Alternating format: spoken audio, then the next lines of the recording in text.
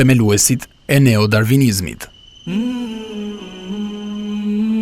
Të gjitha përpjekjet e bëra nga evolucionistët gjatë shekullit 20 nuk shërbyen për tjetër gjë, veç se vërtetuan që përzgjedhja natyrore nuk zotëron asnjë forcë evoluese.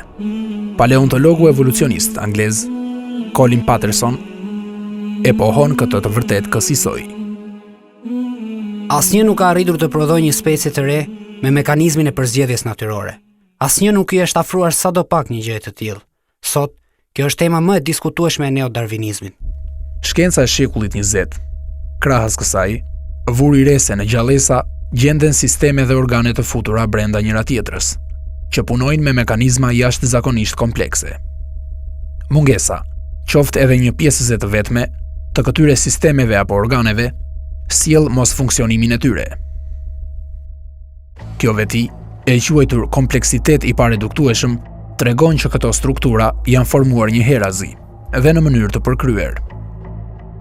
Kjo e vërtet e ka shembur një herë përgjithmonë teorinë evolucioniste, sipas së cilës gjallësat janë zhvilluar gradualisht me shndërrime të vogla brenda një kohe të caktuar.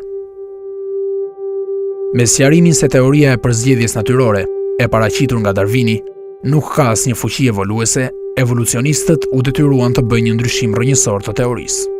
Krahas konceptit përzgjedhje natyrore, shtuan edhe një mekanizëm të quajtur mutacion. Mutacionet janë ndryshime nga dëmtime në ADN-n e gjallësave, si pasojë ndikimeve të jashtme, ku kreun e vendit e zën rrezatimet dhe faktorët kimik.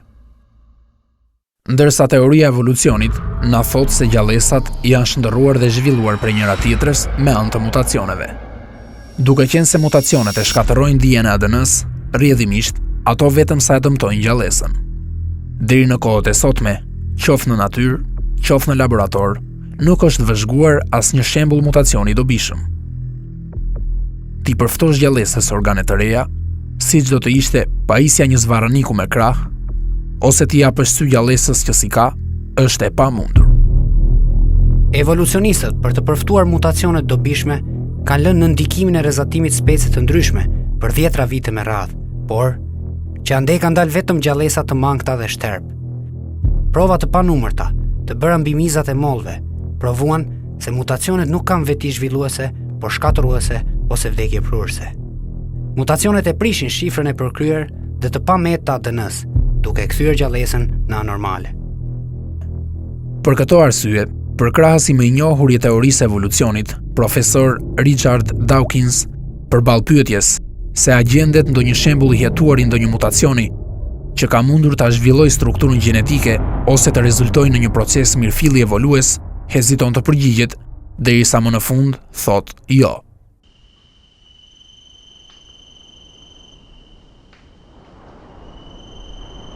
Jetesa përmban një sistematik dhe një planifikim aq kompleks, saqë absolutisht nuk mund të formohet si pasojë rastësive.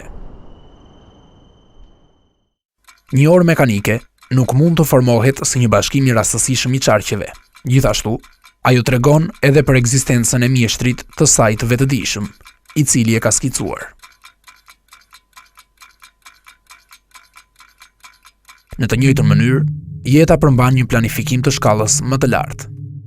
Ajo na tregon për ekzistencën e një krijuesi, i cili e ka krijuar nga zgjëja.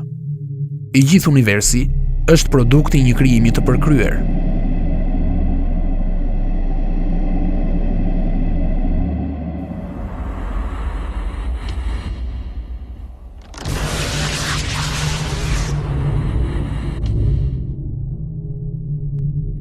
Gjithë dishmëria dhe plotfuqishmëria e krijuesit tregojnë vetvete në çdo gjë.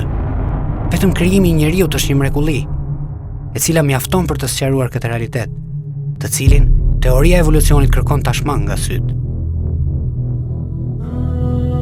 Ai është Zoti, krijuesi, shpikësi, formuesi.